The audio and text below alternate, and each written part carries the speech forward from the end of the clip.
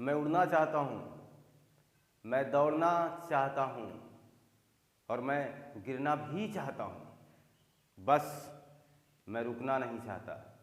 जानते हो क्यों? अगर किसी चीज़ को दिल से चाहो तो पूरी कायनात मिल जाती है उसे मिटाने में। इसीलिए किसी भी चीज़ को चाहो तो पूरे मन से चाहो, जिसे पूरी कायनात भी मिलकर मिटा ना सके। याददाश्त को बेहतर बनाओ, जो भी चीज़ कंठस्थ करें वो बेहतर करें, बहुत ही अलग आयाम से अपने आप को जोड़ने का प्रयास करें। बहुत ही महत्वपूर्ण कंटेंट लेकर के मुखातिब हूँ आज आपसे। आज जो ये मुलाकात होगी हमारी और आपकी बहुत ही खास होगी। ऐसे महत्वपूर्ण क्वेश्चन और ऐसा सीक्वेंस आपके सामने रखूँगा आगामी चंद मिनटों में कि जो आपके लिए बहुत ही कारगर साबित होगा। कितनी उलझनें होंगी आपकी अंतर्राष्ट्रीय तिथि रेखा और अंतर्राष्ट्रीय समय रेखा में सुलझाने आया हूँ। कितने विवश हैं आप पढ़ाई को लेकर के, विवशता मिटाने आया हूँ। आपका स्वागत पार्ट 8 एपिसोड में करने आया हूँ अक्षांश देशांतर के। आशा है हमें स्वस्थ हैं, खुशहाल हैं, मस्त हैं आप। आइए मिलते हैं नए कंटेंट में अक्षांश और देशांतर रेखा के, जहां हम आज देखेंगे, जहां हम पिछले एपिसोडों में देख चुके बहुत कुछ, और आज जहां देखने वाले हैं हम हमारा ग्रीन विच रेखा, हमारी जीएमटी, हमारा ग्रीन मीन टाइम क्या है।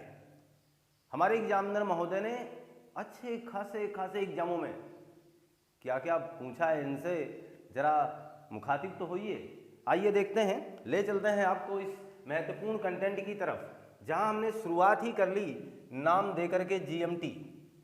आपको लगेगा स्टार बात होगी आज, जरूर स्टार बात होगी।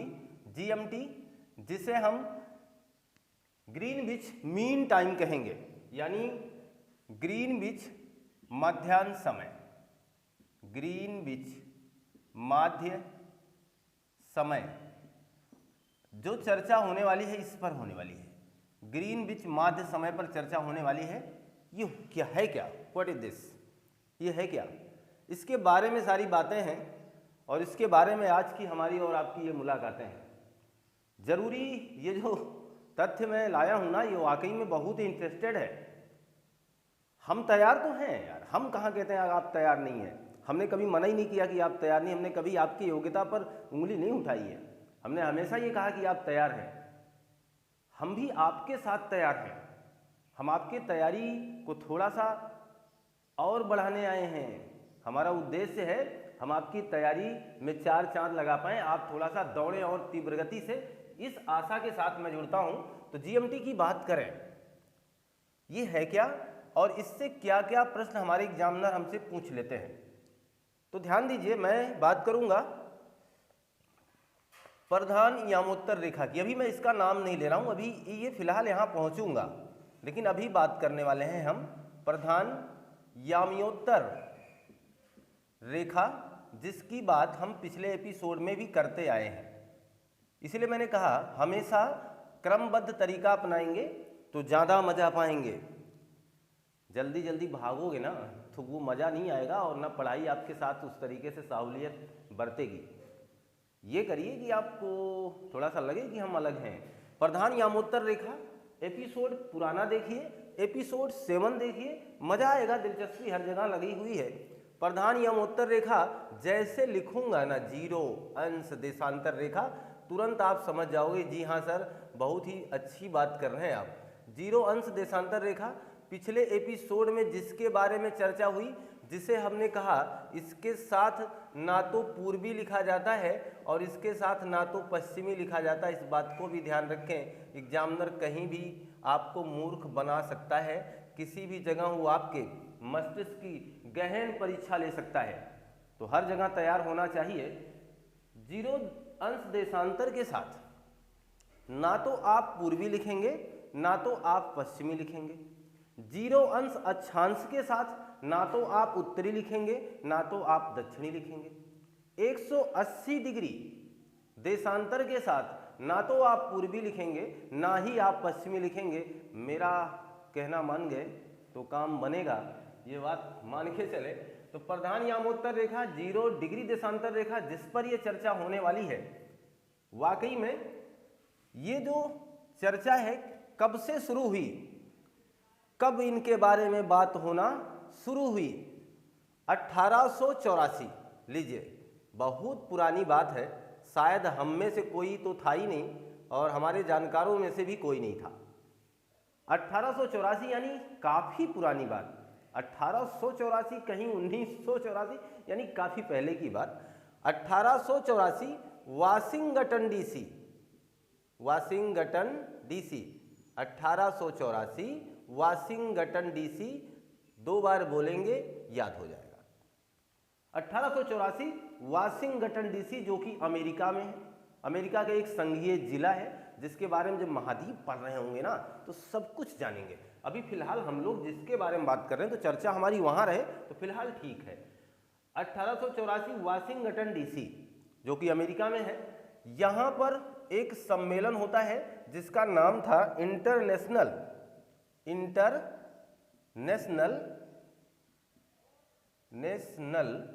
रेडियन कांग्रेस।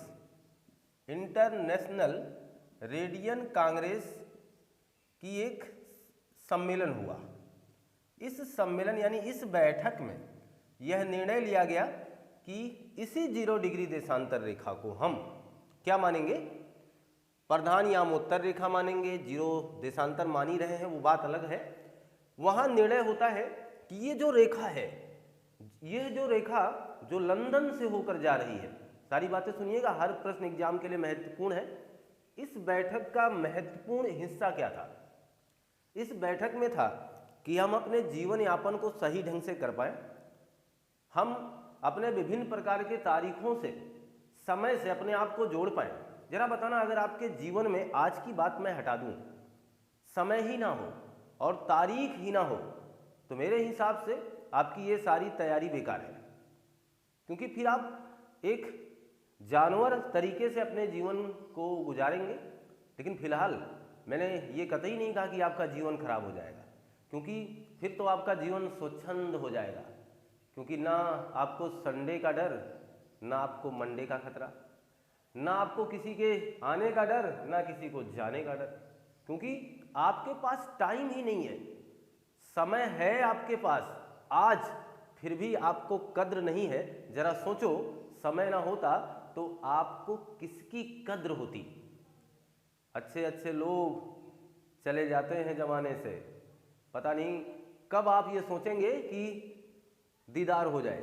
हकीकत में बड़ा अलग मसला है टाइम का। टाइम का जो चक्र है, ये टाइम का जो पीरियड है जो हमारे साथ बधा हुआ, जिसकी जानकारी हमें, जिसके बारे में हम सब कुछ जानते हैं, हकीकत यह है कि वो एक फसाना है। वो एक फसाना है। अगर इस फसाने को ही मिटा दिया जाए तो जिंदगी ही बन जाएगी एक फसाना, क्योंकि तब हम और भी किसी भी चीज़ की कदर करने वाले नहीं रहेंगे। चलिए फिलहाल जुड़े रहिए। तो इस व्यवस्था को, इसी फसाने को बनाए रखने के लिए, आदमी को पहचाने, ये बात बताए रखने के लिए, आप किसी कार्य क्षेत्र का निर्वहन कर पाए, इस जानकारी को सजाए रखने के लिए, आपका एक निश्चित समय पे निश्चित काम हो जाए, इस काम को बनाए रखने के लिए 1884 ईस्वी में वाशिंगटन डीसी में इंटरनेशनल रेडियन कांग्रेस की कमेटी ने ये काम किया कि 0 डिग्री देशांतर, जिसे हमने प्रधान यामोत्तर रेखा कहा है, जिसके आगे पीछे हमने किसी भी गोलार्ध का नाम नहीं लिया है, इस रेखा को इन लोगों ने क्या कहा कि लीजिए भाई, ये लंदन से जाएगी। वो तो अलग बात है, वो तो जा ही रही थी। इन्होंने कहा इसी रेखा को आप क्या कहोगे? GMT कहोगे। लीजिए, जो ऊपर लिखा है, एरो का निशान लगा रहे हैं, समझिएगा जरा। ये इसी को हम GMT या ग्रीनविच माध्य रेखा कहेंगे। सारा मामला क्लियर हो गया। अब प्रश्न क्या पूछा जाएगा कि GMT यानी ग्रीन माध्य टाइम जिसकी बात हो रही है, ये कहां से होकर गुजरती है ना? ग्रीनविच टाइम कहां से होकर गुजरेगी तथा इसका नाम ग्रीनविच क्यों पड़ा? ये तो पहली बात है ना। ग्रीनविच नाम क्यों? ग्रीनविच नाम क्यों पड़ा? इस बात की जानकारी होनी चाहिए हमें कि जीएमटी को ग्रीनविच क्यों कहते हैं। क्यों कहते हैं ग्रीनविच? क्योंकि यह ग्रीनविच से जाती है, बस इतनी सी बात है। वो तो हम आपको डरा रहे थे। देखना जरा कैसे। यह रेखा लंदन के, लंदन कहाँ है? Great Britain. लंदन के ग्रीनविच नामक स्थान से, देखना ये सारे नाम ले रहा हूं मैं। लंदन के लंदन शहर है, कहाँ है? ग्रेट ब्रिटेन में है। ग्रीनविच वहाँ का स्थान है। ग्रीनविच के रॉयल वेधशाला, वहाँ एक वेधशाला है जिसका नाम है रॉयल वेधशाला, या इसे ही कहा जाता है शाही वेधशाला। वेधशाला, इस जगह से होकर ये ग्रीनविच रेखा गुजरती है, इस बात को याद रखें। इसलिए इसे ग्रीनविच रेखा या जीएमटी के नाम से जाना जाता है। क्यों जाना जाता है उस बात को हमने स्पष्ट कर दिया। इसी रेखा को जो यहाँ से होकर जाती है, भौगोलिक वेत्ताओं ने या ये कहते हैं कि वैज्ञानिकों ने इसे जीएमटी या ग्रीनविच माध्य रेखा माना। कब माना? 1884 ईस्वी में। यहाँ तक कि कोई दिक्कत अब आपको नहीं होगी। इसी रेखा ने जिसे 0 डिग्री बोला है, जिसे अब कई नामों से जाना जाएगा, देखना इसका नामकरण हो गया है 0 डिग्री देशांतर, इसी को प्रधान यामोत्तर, इसी को ग्रीनविच माध्य समय, इसी को जीएमटी आदि नामों से अब जाना जा रहा है। इस रेखा ने और काम क्या किया है आपके धरातल पर? इस रेखा ने हमारी पृथ्वी को 2 गोलार्धों में बांटा है। एक तो पूर्वी गोलार्ध और एक तो पश्चिमी गोलार्ध। बहुत ध्यान से समझिएगा, क्योंकि जैसे 180 डिग्री देशांतर आएगी ना, आपको करंट सा लग जाएगा, क्योंकि वो थोड़ा सा अलग होगी। तो इसे पश्चिमी गोलार्ध कहेंगे, इसे पूर्वी गोलार्ध कहेंगे, कोई डाउट यहाँ नहीं होना चाहिए। तो पूर्वी और पश्चिमी गोलार्ध की बात हो गई कि इसने इस तरीके से इसको बांटने का काम किया है हमारी जीएमटी ने। इसे हम, देखिए स्टार बातें होंगी, इसी को हम विश्व समय रेखा कहेंगे। विश्व समय रेखा, या कह करके आ जाए अंतरराष्ट्रीय समय रेखा किसे कहेंगे? तो इसे ही कहेंगे अंतरराष्ट्रीय समय रेखा। इसी को कहा जाता है जूलू समय रेखा। कितने नाम हो गए देखना जरा। ये जो नाम है ना, इन्हीं से तो हम परिचित नहीं होते, इसलिए तो हम तो जानकार हैं, जानते सब कुछ हैं। गलत क्यों होता है? क्योंकि सारी चीज़ें नहीं जानते, और हम यह सारी चीज़ें जानना भी नहीं चाहते हैं, क्योंकि बहुत तेज गति से भाग रहे होते हैं। इसलिए अब ये देखना जरा, कहीं विश्व समय रेखा करके आए तो भी जानना इसकी बात है, अंतरराष्ट्रीय समय रेखा करके आए तब भी जानना इसी की बात है, जूलू समय रेखा कहें तब भी इसी की बात है। क्लियर है? लंदन से ग्रीनविच से जाने वाली रेखा कहें तब भी इसी की बात है, जीएमटी कहें तब भी इसी की बात है, ग्रीनविच कहें तब भी इसी की बात है, प्रधान यामोत्तर कहें फिर भी इसी की बात है, 0 डिग्री देशांतर कहें फिर भी इसी की बात है। हद है, कितनी बात है ना। देखना जरा, 1 2 3 4 5 6 7 8 9 10 बार इसे बुलाओ तो थक जाओगे आप। लेकिन ये सारी बातें किसकी हैं? इसी की हैं। तो अब ये काम आपके लिए आसान हो गया, मैंने इसे आसान करने का प्रयास किया। आप अगर जियोग्राफी को बहुत ही मन से ले रहे हैं, विश्व भूगोल का ये जो पैटर्न चल रहा है, जिसे आप विश्व भूगोल के अंतर्गत पढ़ते हैं, आप किसी भी एग्जाम की तैयारी कर रहे हैं, यूपीएसएससी की भी तैयारी कर रहे हैं, तो मैं आपको विश्वास दिलाता हूँ आपके कंटेंट यहाँ से समाहित होंगे। आप किसी भी अन्य एग्जाम की तैयारी, यूपी टेट, सुपर टेट, इस तरीके की बात कर रहे हैं, तो बिल्कुल आश्वस्त होकर के पढ़ें। आपका एक भी क्वेश्चन इस पहलू से बाहर नहीं आएगा, ये मेरा दावा है, ये मेरा विश्वास है। आप मान के चलें, ये बहुत ही ज़्यादा है, लेकिन इसमें आप कमी ना करें, इसको पढ़ने में आप बिल्कुल कंजूसी ना करें। इसमें ये ना सोचें कि अपने मन से, पॉइंट ऑफ व्यू से इम्पोर्टेंट छांटेंगे, ऐसा कतई ना करें। ये सारी चीज़ें खुद ही इम्पोर्टेंट हैं, आप इन्हें ज़रूर पढ़ें, पूरा पढ़ें। ठीक है, ये चीज़ क्लियर होगी। आगे देखिएगा, अब इसी जीएमटी से और क्या पूछा जाएगा।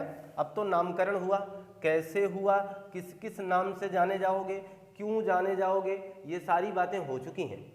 अब बात आती है कि जीएमटी, जैसे कर्क रेखा कई देशों से गई, मकर रेखा कई देशों से गई, है ना, भूमध्य रेखा कई देशों से गई, क्या उन तरीके से जो पिछले एपिसोडों में लगातार हम देखते आए हैं, अब हमारा मस्तिष्क, हमारा विचार हमसे कह रहा है क्या आप भी कहीं से जाओगे? बिल्कुल जाओगे। अब देखना, यह भी सब काल्पनिक रेखाएं, इसको मान के चलना, यह भी कहीं से जाएंगी और वो जाने वाला तरीका भी मैं आपको देने वाला हूँ। जीएमटी कहाँ से जाएगी? जीएमटी देखना 3 महाद्वीपों से होकर जाती है। महाद्वीप बना देता हूँ इस तरीके से, आप समझ जाएंगे। 3 महाद्वीप, एक हो गया यूरोप, एक है आपका अफ्रीका और एक है अंटार्कटिका। यानी ये 3 महाद्वीपों से होकर जाएगी। आप मैप देखेंगे, यूरोप ऊपर, बीच में अफ्रीका, नीचे अंटार्कटिका आपको मिलेगा। इन 3 महाद्वीपों से होकर कौन सी रेखा गुजरेगी? आपकी जीएमटी। यानी हम बात कर रहे हैं किसकी?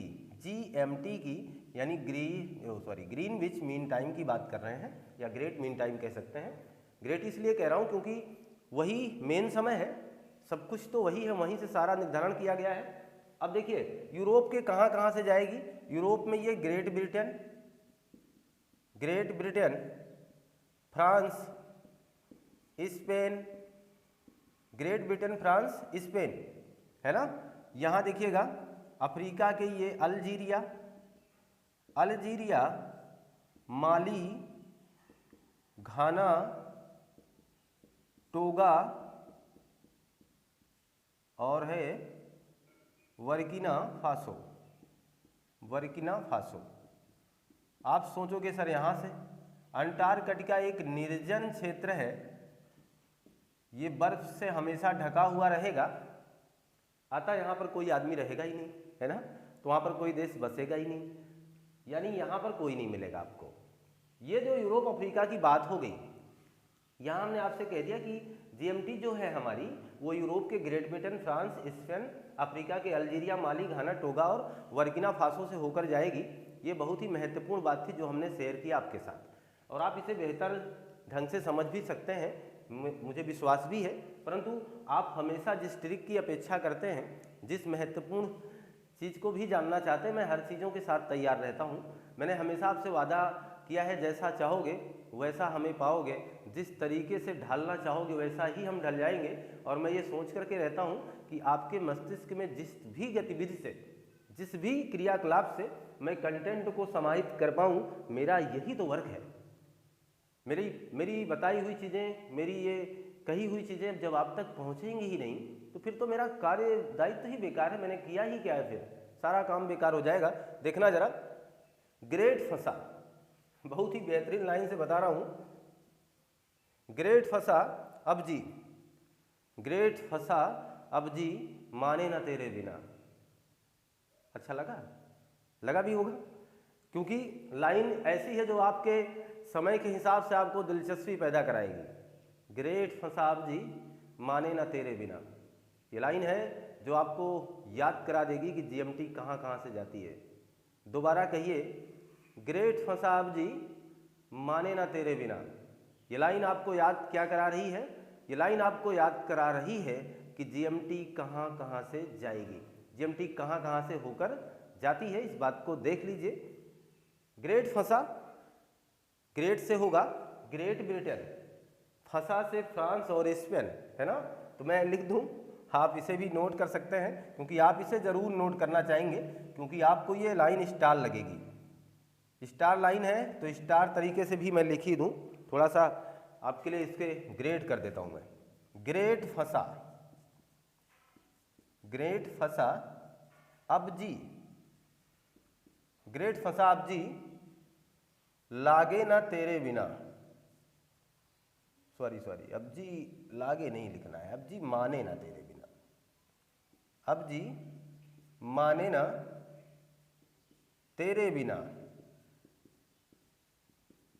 देखिए, ग्रेट से क्या होगा? Great Britain. फंसा से क्या होगा? इससे फ्रांस, इससे स्पेन। कोई दिक्कत नहीं ना। ग्रेट फंसा अब जी, तो इससे फ्रांस हुआ, इससे स्पेन हुआ। अब जी का मतलब हुआ अल्जीरिया, और ये जो माने लिखा है ना, माने, माने से क्या मानेंगे आप? माली। और ना से क्या मानेंगे? घाना। ना से घाना। तेरे से टोगा और बिना से वर्किना। मिल रहा है ना? तो हर जगह मैंने ट्रिक भी दिया आपको, आप उस चीज़ को जान सकते हैं। ग्रेट फसाब जी, माने ना तेरे बिना। आसान सी लाइन है और बहुत ही प्यारी है, दिलचस्प है, मज़ा आएगा। आप इसको 2 बार पढ़िएगा और हमारे साथ जुड़े रहिए और आप इसका एक प्यारा सा स्क्रीनशॉट भी लीजिए। कि मान के चलें कि आपने स्क्रीनशॉट लिया होगा, जहां हम जीएमटी के बारे में महत्वपूर्ण भूमिका अदा कर रहे हैं, जहां हम जीएमटी के बारे में बहुत ही महत्वपूर्ण जानकारियों से आपको अवगत करा रहे हैं, जहां अभी हमने आपको एक बेहतरीन लाइन दी, ग्रेट फसा अब जी, माने ना तेरे बिना। एक अच्छी सी लाइन ने हमें ये दिखाया कि ग्रेट ब्रिटेन, फ्रांस, स्पेन, है ना, और आगे बढ़े तो अब जी यानी अल्जीरिया, माने यानी माली, ना यानी घाना, तेरे बिना, तेरे यानी टोगा और बिना यानी वर्किना फासो। क्या लाइनें हैं, ऐसी लाइनें जो आपको बहुत कुछ सिखाने का प्रयास करती हैं। मैं तो इस ट्रिक पर थोड़ा सा विश्वास कम करता हूं, लेकिन फिर भी हमने जब भी आपको ट्रिक दिया है, साथ ही साथ मैंने पूरा सार दिया है। ट्रिक इसलिए कि हो सकता है आप अपने याददाश्त को इस तरीके से बना सकें, हो सकता है आप समझ करके चल रहे हो, तो सारी बातें तो आपके सामने आ रही ना। ट्रिक के साथ साथ आपको वो ग्राफ भी मैं दे रहा हूँ, सारी बातें दे रहा हूँ। देखना जरा, अभी जीएमटी का काम पूरा हुआ नहीं है, अभी जीएमटी से हमें बहुत कुछ सीखना है, बहुत कुछ बाकी है। अब आप सोचोगे सर ये क्या है, ये भी आपका साथी है, ये है एक खाड़ी। अभी मैं केवल इतना बता रहा हूँ, किसी दिन सब कुछ देखोगे, पूरी फिल्म यहीं पाओगे, लेकिन अभी जिसकी बात है वहीं तक रहेंगे हम लोग। गिनी की खाड़ी, गिनी की खाड़ी, ये जो खाड़ी है ये गिनी की है, यानी इस खाड़ी का नाम है गिनी की खाड़ी, मेरे हिसाब से आप समझ रहे होंगे। और ये महाद्वीप है अफ्रीका। जीएमटी से रिलेशन क्या है, क्योंकि जीएमटी यहीं से तो ज़्यादा गुजरी है ना, जीएमटी ने सफ़र अपना यहीं से तो तय किया। जीएमटी ने यहाँ यूरोप महाद्वीप के हिस्से में आने वाले ग्रेट ब्रिटेन से फिर फ्रांस होते हुए फिर स्पेन होते हुए कहाँ प्रवेश कर चुकी थी? आपके अफ्रीका महाद्वीप में। तो ध्यान देना, मान के चलना, अगर ये जीएमटी है तो इस तरीके से मैं दिखाना इसे चाहता हूँ।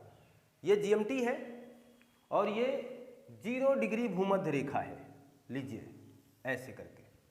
यानी अब हम कई नाम फिर से आपके सामने लाएंगे। 0 डिग्री यानी जिसे हम भूमध्य रेखा कहते हैं, आपकी याददाश्त को ताज़ा करें, जिसे हम 0 डिग्री अक्षांश रेखा कहेंगे, जिसे हम विषुवत रेखा कहेंगे, विषुवत रेखा कहेंगे, जिसने पृथ्वी को उत्तरी एवं दक्षिणी गोलार्ध में बांटने का काम किया है। ये सारी बातें तो आप जान रहे हैं, इसके बारे में सब कुछ आप पढ़ भी चुके हैं। देखना जरा, ये विशेष बात क्या थी? विशेष बात ये थी कि ये जो 0 डिग्री देशांतर रेखा है, 0 डिग्री देशांतर रेखा है, जिसे हम लोग जीएमटी कह रहे हैं, जिसे हम ग्रीनविच माध्य समय कह रहे हैं, ग्रीनविच मीन टाइम कह रहे हैं, वो एक दूसरे को कहाँ काटती है? ये लीजिए, है ना, ये बहुत ही बड़ा फैक्ट था। ये एक दूसरे को कहाँ काटेंगे? गिनी की खाड़ी में, और ये मिलेगी कहाँ? अटलांटिक महासागर में। अब ये चीज़ बड़ी बेहतरीन हो गई और इम्पॉर्टेंट क्यों? अच्छा, एग्जामिनर एक बात सोचना, सर्वाधिक क्वेश्चन अफ्रीका महाद्वीप से लगाकर क्यों पूछता है? उसका कारण है क्योंकि अफ्रीका महाद्वीप में ही सारा खेल है। यहाँ से कर्क रेखा जाएगी, यहाँ से मकर रेखा जाएगी, यहाँ से भूमध्य रेखा जाएगी, यहाँ से जीएमटी जाएगी, यहाँ से आप देख ही रहे हैं ग्रीनविच रेखा जा ही रही। तो सब कुछ तो यहाँ हो रहा है ना, इसलिए एग्जामिनर के पास सर्वाधिक क्वेश्चन बने तो कहाँ से बने? यहीं से बनेंगे। तो अटलांटिक महासागर, अगर जब कभी ये क्वेश्चन आ भी चुका है कि अंतर्राष्ट्रीय तिथि रेखा अलग है, अंतर्राष्ट्रीय समय रेखा अलग है, अंतर्राष्ट्रीय जो तिथि रेखा जिसे 180 डिग्री बोलेंगे हम, जो टेढ़ी मेढ़ी संरचना में बनाई गई है, उस अंतर्राष्ट्रीय तिथि रेखा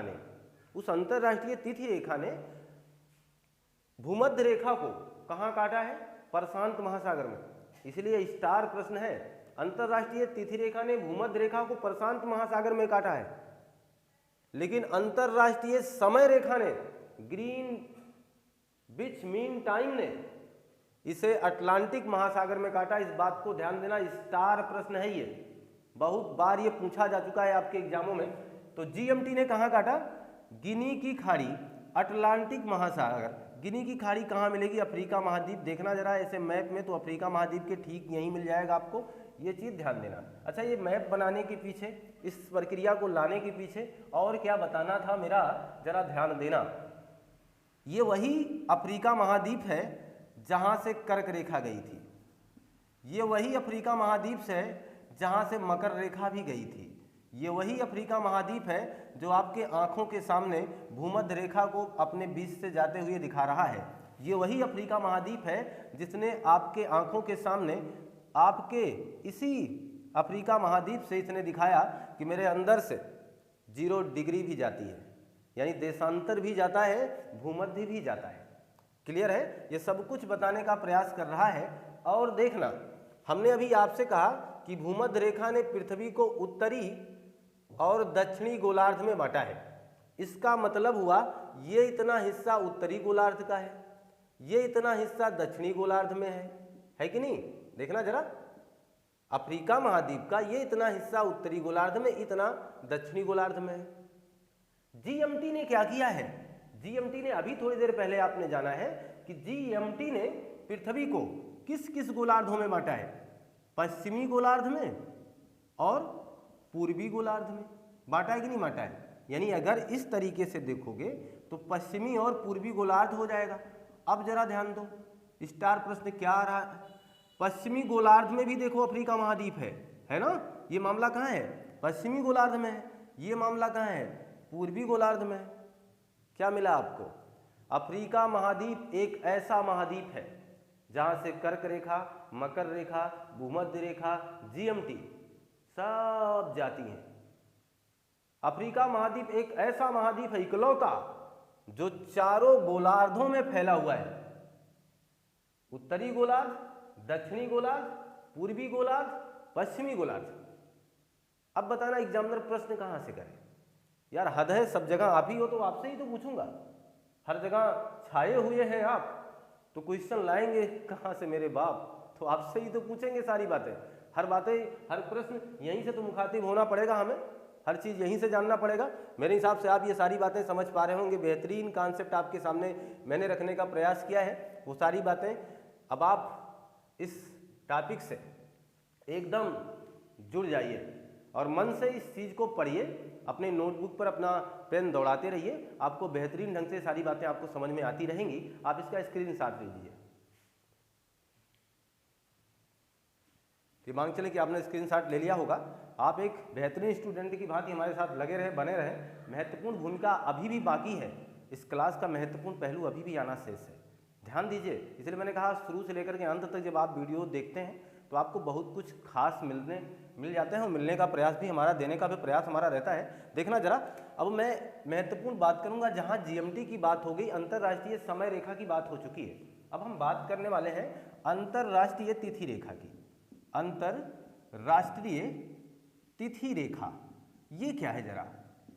तो पहली बात तो आपका वो जो नॉर्मल सा ज्ञान है, जिस याददाश्त को बनाना है, मेंटेन करना, उसे मैं 180 करके बता दे रहा हूँ। 180 डिग्री देशांतर। क्या लगाओगे? पूर्वी या लगाओगे पश्चिमी? मैंने आपसे कई बार कहा है ना लगाना, 0 के साथ ना लगाना, ना अक्षांश ना देशांतर। 180 के साथ भी मत लगाना, ना डिग्री ना कुछ, ऐसा कुछ मत करना, ठीक है? अब देखना, क्योंकि 180 दोनों जगह मिलेगा, 180 पूर्वी देशांतर, 180 पश्चिमी देशांतर, उभयनिष्ठ है। एक बात और मजेदार, देखना जो जो पहलू आ जाए उसे बराबर लेना चाहिए। ये 0 डिग्री है, 0 डिग्री देशांतर की बात कर रहा हूँ, यानी प्रधान यामोत्तर की बात कर रहा हूँ, यानी अंतरराष्ट्रीय समय रेखा की बात कर रहा हूँ, यानी जूलू रेखा की बात कर रहा हूँ, प्रधान समय रेखा। याद आ गई बात ना सारी बातें? जूलू किसे कहा है, अंतरराष्ट्रीय समय रेखा किसे कहा है, विश्व समय रेखा किसे कहा है, इसकी बात हो रही है। इसके इधर जाने पर 180 डिग्री देशांतर मिला, इधर आप आए फिर भी 180 डिग्री देशांतर आपको मिला। तो दोनों जगह इधर जाना यानी पश्चिमी गोलार्ध में आप सफ़र करेंगे, फिर भी 180 डिग्री देशांतर, पूर्वी गोलार्ध में आप सफ़र करेंगे, फिर भी 180 डिग्री देशांतर ने आपसे 2 बार मुखातिब होना चाहा है और हुआ भी है। अगर ये 2 बार मुखातिब हुए हैं, इसका मतलब क्यों ना हम इस रेखा को उभयनिष्ठ रेखा कह लें। और जब हम जान चुके हैं आप उभयनिष्ठ हो, तो हमारा एग्जामिनर भी यही करके पूछेगा कि निम्न में से कौन सी उभयनिष्ठ रेखा है। तो अंतरराष्ट्रीय तिथि रेखा दोनों जगह मिल रही है, एक ही रेखा है यार, वो अलग है ही नहीं। पहली बात हम उसे उभयनिष्ठ इसलिए कह रहे हैं क्योंकि वह एक रेखा है, इधर से जाने पर उधर से जाने पर हमेशा सेम मिलती है। जो अंतरराष्ट्रीय तिथि रेखा है उसका कुछ देखना ग्राफ ऐसे है, इस तरीके से आना, फिर इधर जाना, फिर इधर आना, ऐसे करके फिर इधर आना, फिर ऐसे सीधे हो जाना, फिर इस तरीके से मुड़ जाना, फिर ऐसे मुड़ना। इसे बना करके चेक कर लीजिएगा और जाने रखिएगा इस तरीके से। मुड़ गई ना। इसीलिए ये 180 जो है, 180 डिग्री देशांतर जो है, इसे कहा जाता है टेढ़ी मेढ़ी रेखा। देखो कितनी आसान बात है, टेढ़ी मेढ़ी रेखा। क्यों? क्योंकि आप टेढ़ी मेढ़ी बनाई गई हैं। और ऐसा क्यों करना पड़ा है? अच्छा बताना, ऐसा वैज्ञानिकों को क्यों करना पड़ा? ऐसा इसलिए करना पड़ा क्योंकि उन्हें समय निर्धारण में समस्या आ रही थी, इसलिए उन्होंने ऐसा कर दिया। अच्छा आप बताना, ये जो अंतरराष्ट्रीय तिथि रेखा, इसका नाम तिथि रेखा क्यों पड़ा? क्यों ऐसा कहा जाना कहने लगे लोग? क्योंकि जब आप आप जैसे मान लीजिए पश्चिमी गोलार्ध से पूर्वी गोलार्ध में जा रहे हैं, सफ़र कर रहे हैं, जैसे आप पश्चिमी से पूर्वी गोलार्ध में जाएंगे, यानी जब आप 180 डिग्री देशांतर रेखा को क्रॉस कर देंगे, तो आपके दिन के मान में या तो बढ़ोतरी हो जाएगी या तो फिर कमी हो जाएगी। उसकी बात अभी करेंगे। इसलिए इस तिथि रेखा को बनाया गया है, ध्यान दीजिए। इसीलिए इसे तिथि रेखा भी कहा जाता है, अंतरराष्ट्रीय तिथि रेखा। इस पर अभी चर्चा होगी, समय की गणना करना मैं बताऊंगा, लेकिन फिलहाल अभी ये जान लें, जो महत्वपूर्ण बातें हैं उस चीज़ को जान लें। ये कहाँ से जाती है अंतरराष्ट्रीय तिथि रेखा, कहाँ से होकर गुजरेगी, कहाँ है ये, इस बात को जाने। जैसे मान के चलो ये आपकी है पृथ्वी, ये आपका गोला है जहाँ आप निवास करते हैं। सामने से एक रेखा कुछ इस तरीके से मानी गई जिसे 0 डिग्री कहा गया, जो आपके यूरोप, अफ्रीका और अंटार्कटिका महाद्वीप से होकर गई, जिसे आपने अभी अंतरराष्ट्रीय समय रेखा वगैरह कहा है। इसके ठीक विपरीत यानी इसके पीछे, जब इसके पीछे आप चले जाओगे तो ये जो पूर्वी गोलार्ध है ये पश्चिमी गोलार्ध है कि नहीं है, जरा बताना, है ना। लेकिन मैं इस गोले के पीछे चला जाऊं तो गोलार्ध बदल जाएगा ना भैया। जैसे देखो, ये मान लीजिए ये चीज़ है, ये मेरे सामने है, ये इधर वाला हिस्सा पूरब है, इधर वाला हिस्सा मान लीजिए पश्चिम है। लेकिन जैसे ही मैं इस गोले को ही घुमा दूं तो अब तो उल्टा हुआ ना, क्योंकि अब ये इधर पूरब इधर पश्चिम, तरीका चेंज हुआ। मैं इसके पीछे चला जाऊंगा यानी उधर से देखूंगा तो अंतरराष्ट्रीय तिथि रेखा मिलेगी, जिसके लिए गोलार्ध में परिवर्तन होगा। चीज को ध्यान से समझें। अब मैं मान के चलूं कि अंतरराष्ट्रीय तिथि रेखा कहाँ मिलेगी, आपको पता है 0 डिग्री देशांतर के ठीक विपरीत मिलेगी। विपरीत मैंने इसको भी बताया है, निकाल करके बताया है, 2 विपरीत कोणों को बताने का काम किया है। 2 विपरीत देशांतर रेखा किसे कहेंगे? जिनका मान 180 होता है, एपिसोडों में पहले आ चुका है। कहाँ से होकर जाएगी अंतरराष्ट्रीय तिथि रेखा? ध्यान देना, ये सबसे महत्वपूर्ण बात है, बहुत ही जरूरी चीज है और पूछा भी गया है। एक मिलेगा आपको चुस्की सागर, या चुस्की तो लिखा नहीं रहता है, लेकिन कहीं किसी किसी किताब में या तो गलत प्रिंट है तो चुस्की लिख दिया गया, लेकिन चुस्की उसको कहेंगे चुस्की सागर, चुस्की नहीं कहिएगा, चुस्की सागर है ना। यहां से होने के बाद ये और आगे बढ़ेगी तो एक बहुत ही महत्वपूर्ण क्वेश्चन मैं और आपको बता दूं, बेरिंग जल संधि, जल संधि पर चर्चा होगी किसी विशेष समय किसी विशेष टॉपिक पर। लेकिन अभी आपको जानकारी के लिए इतना ही बता देना चाहता हूं कि बेरिंग जल संधि किसके किसके बीच में है। साइबेरिया जो कि रूस का हिस्सा, अलास्का जो कि यूएसए का हिस्सा है, इनके बीच में कौन सी जल संधि है? तो आप कहिए सर बेरिंग जल संधि है। बेरिंग जल संधि के ये जो रेखा है समानांतर गुजरती है, इसीलिए एग्जामिनर ने कई बार इस क्वेश्चन को भी किया है कि कौन हमारी अंतरराष्ट्रीय तिथि रेखा किस जल संधि के समानांतर गुजरती है। तो आप कहिएगा सर बेरिंग जल संधि के समानांतर गुजरती है। बेरिंग जल संधि क्यों ज़्यादा पूछी जाती है? कोई भी चीज़ ज़्यादा इसलिए पूछा जाएगा जिसका अहमियत आपके जियोग्राफी में ज़्यादा हो जाएगा, जिसका सामना कई बार करना पड़ेगा, वो एग्जामिनर के लिए भी महत्वपूर्ण बन जाते हैं। इसलिए एग्जामिनर महोदय उस बात से मुखातिब होकर के हमसे कई बार क्वेश्चन कर बैठते हैं। तो चुस्की सागर, बेरिंग जल संधि, समांतर और टेढ़ी मेढ़ी रेखा, इन सारी बातों को हमने आपके सामने जिक्र करने का प्रयास किया है। अब जरा ध्यान देना, इस रेखा को भी 0 डिग्री विभाजित करती है। 0 डिग्री कौन? अक्षांश रेखा, यानी 0 डिग्री कौन? वो भूमध्य रेखा। ठीक है, ये भी जैसे हमने अभी आपसे थोड़ी देर पहले जिक्र किया कि दोनों कहाँ मिली थी? अटलांटिक महासागर में। लेकिन ये जो रेखा है ये कहाँ मिलेगी? प्रशांत महासागर में। प्रशांत। अच्छा, एक बात और देखना, अभी तक जितनी चर्चा हुई, क्या कहीं हमने किसी महाद्वीप का जिक्र किया? क्या हमने कहीं किसी देश का जिक्र किया? क्यों नहीं किया? क्योंकि यह पृथ्वी के पिछले वाले हिस्से को माना गया, यानी जलाशय वाले संपूर्ण भाग को इस तरीके से माना गया कि जहाँ जल है ठीक वहीं से ये रेखा गुजर रही है। ये किसी महाद्वीप का इससे सामना ही नहीं हो रहा है। अगर महाद्वीप का सामना होता तो फिर हम देशों का जिक्र भी करते। समझ रहे हैं ना आप? तो चुकसी सागर बेरिंग जल संधि से होगी, ये समांतर है बेरिंग जल संधि के, टेढ़ी मेढ़ी संरचना है। प्रशांत महासागर में इसने भूमध्य रेखा को काटा है। प्रशांत महासागर में इसने भूमध्य रेखा को काटा है। ये रही अंतरराष्ट्रीय तिथि रेखा की महत्वपूर्ण खासियत। आगे समझ लीजिए, मैं और महत्वपूर्ण बात आपके सामने यहीं शेयर कर देना चाहता हूं जिससे आप परिचित रहें। अंतरराष्ट्रीय तिथि रेखा काम क्या करेगी? कुछ इस तरीके से। अब जो कभी पूर्वी था वही गोलार्ध क्या माना जाएगा इसके लिए? पश्चिमी गोलार्ध। ध्यान देना। और ये गोलार्ध क्या माना जाएगा? पूर्वी गोलार्ध। किसके सापेक्ष बात हो रही है? इस अंतरराष्ट्रीय तिथि रेखा के सापेक्ष बात हो रही है, क्योंकि गोलार्ध का अब विभाजन उल्टा हुआ कि नहीं हुआ? हो गया। अब जरा ध्यान दें, इनके कहने का मतलब क्या, इस बात को याद रखें, इस पर चर्चा फिर करूंगा। अगर यहां सोमवार है तो यहां रविवार होगा, तो यहां रविवार होगा। इसीलिए एग्जामिनर ने हमेशा आपसे ऐसे ही प्रश्न किया है कि पूर्वी गोलार्ध से पश्चिमी गोलार्ध में जाने पर दिन के मान में क्या आएगा? कमी। सिंपल सी बात है, याद करना आसान है ये। आप ध्यान देना, यहां सोमवार लिख दिया, यहां रविवार लिख दिया। अंतरराष्ट्रीय तिथि रेखा के कारण मैंने इसे उल्टा कर दिया। मैं सीधा करूंगा फिर भी वही उत्तर आएगा। देखना जरा, अगर मैं इसे पूर्वी गोलार्ध कहूं और अगर मैं इसे पश्चिमी गोलार्ध कहूं तब भी वही उत्तर आएगा। कहिए कैसे? क्योंकि पूर्वी गोलार्ध में समय आगे होता है। इतनी बात हम आपको बताएंगे आगे, जब हम आपको देशांतर की बात करके समझा रहे होंगे। ध्यान देना, उत्तर वही आएगा। पहला अभी इतना समझ लीजिए, यहां सोमवार है, यहां रविवार होगा।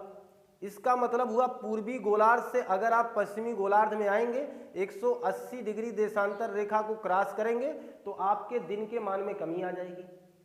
यही बात किसी नाविक के लिए किया जाए, एक नाविक पूर्वी गोलार्ध से पश्चिमी गोलार्ध की तरफ सफर करता है, वो 180 डिग्री देशांतर रेखा को क्रॉस करता है, उसे दिन के मान में अब कमी नहीं पूछा जाएगा, पूछा जाएगा दिन में लाभ होगा या हानि होगी। तो दिन के मान में उसे लाभ की प्राप्ति होगी, ये बात आप याद रखिएगा, है ना। क्योंकि अब अगर आप सोमवार से चले हो और आपको रविवार मिल जाए तो मजा ही मजा है यार। कहोगे ओ मैं तो सोमवार को निकला था, यहाँ रविवार है, यानी कल सोमवार है, यानी मुझे एक दिन का फायदा हो जाएगा, है ना। ऐसी महत्वपूर्ण कंटेंट के लिए आप लगे रहें हमारे साथ, बने रहें हमारे साथ। ऐसे फायदे और मुनाफे की भी बात होगी एपिसोड अगले में। अभी हमने यहाँ ये जाना है कि जीएमटी क्या है, हमने अभी ये जाना है अंतरराष्ट्रीय तिथि रेखा क्या है, कहाँ कहाँ से जाती है, इसके बारे में क्या क्या महत्वपूर्ण क्वेश्चन हमारे एग्जामिनर हमसे पूछते हैं। हम समय का निर्धारण करेंगे एपिसोड 9 में, पार्ट 9 में, अक्षांश और देशांतर के। आशा करता हूँ कि ये पूरी महत्वपूर्ण कंटेंट आपको बेहतर ढंग से समझ में आई होगी, बहुत ही अच्छे ढंग से आप सब कुछ जान पाए होंगे। अगर ऐसा कर पाए हैं, ये सारी महत्वपूर्ण क्रियाकलाप आपके सामने बेहतर ढंग से मैं ला पाया हूं और आपको मजा आया हुआ है, अपने दोस्तों के पास शेयर करें, लाइक करें, सब्सक्राइब करवाएं, ज़्यादा से ज़्यादा अपने चैनल को आगे बढ़ाने का प्रयास करें। मिलते हैं हम आपसे नए कंटेंट में। आपका दिन शुभ हो। आपको बहुत बहुत धन्यवाद।